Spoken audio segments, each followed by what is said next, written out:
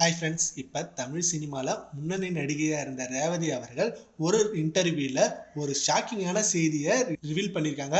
அதை கேட்டதும் ஐயோ இந்த நடிகைக்கு இப்படி ஒரு நிலைமையா அப்படின்னு எல்லாருமே அதிர்ச்சி அடைய வச்சிருக்கு. 1983 தமிழ் சினிமாவில் வெளிவந்த மண்வாசன படத்து மூலமாக நடிகையை அறிமுகமானவங்க தான் ரேவதி. இவர் ஒரு படத்தில் நடிக்கிறாரு அப்படின்னா கண்டிப்பாக அந்த படம் ஒரு நல்ல படமாக தான் இருக்கும் அப்படின்ற நம்பிக்கை ரசிகர் மத்தியில் அமைஞ்சுது. நடிகையா மட்டும் இல்லாம இயக்குனராகவும் செயல்பட்டு வராங்க ரேவதி. இவர் இயக்கத்துல last year the good wife அப்படின்ற வெப் தொடர் வெளிவந்தது. அண்ட் அந்த வெப் தொடரும் நல்ல ரெஸ்பான்ஸ் கிடைச்சது. நீங்க நடிகையா மட்டும் இல்லாம இயக்குனராகவும் செம்மையா கலக்குறீங்க அப்படின்னு அவ்வளோ சப்போர்ட் பண்ணிட்டு இருந்தாங்க. நடிகை ரேவதி என்பது அவரோட மனதில் பட்டதை வெளிப்படையா பேசும் நபர். அப்போலேருந்து இப்போ வரைக்கும் அதை ஃபாலோ பண்ணிட்டே வர்றாரு. ஏன்னா எதுவாக இருந்தாலும் அதை ஃப்ராங்கா ஓப்பனா வெளில சொல்லிடுவாங்க. ரொம்ப தைரியமா அழுத்தமான கருத்துக்களையும் அப்படியே தெரிவிப்பாங்க. அப்படி இருக்கப்பதான் 11ஆம் வகுப்பு படிக்கும்போது பேருந்துல எனக்கு ஏற்பட்ட சம்பவத்தை பத்தி நான் சொல்றேன் அப்படின்னு சொல்லி ஓப்பனா சொல்லியிருக்காங்க.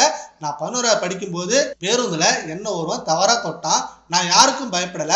அவனை அந்த இடத்துல பலார்னு கன்னத்துல அடிச்சான். அப்போ அங்க இருந்த அனைவரும் எனக்கு துணையா நின்னாங்க. அந்த தைரியத்தை எனக்கு கொடுத்தது என் அம்மா தான். யாராவது உங்ககிட்ட தப்பா நடந்துக்கிட்டாங்கன்னா பயப்படாம தைரியமா அடி அப்படின்னு சொன்னாங்க. அதைத்தான் நான் அன்னைக்கு செஞ்சேன். இதே போல ஒவ்வொரு பெண்ணும் அவர்கள் பெற்றோருக்கு பக்கபலமாக இருக்க வேண்டும் அப்படின்னு ரேவதி சொன்ன விஷயம் சோசியல் மீடியால செம்ம ட்ரெண்டிங்கா போயிட்டு இருக்கு.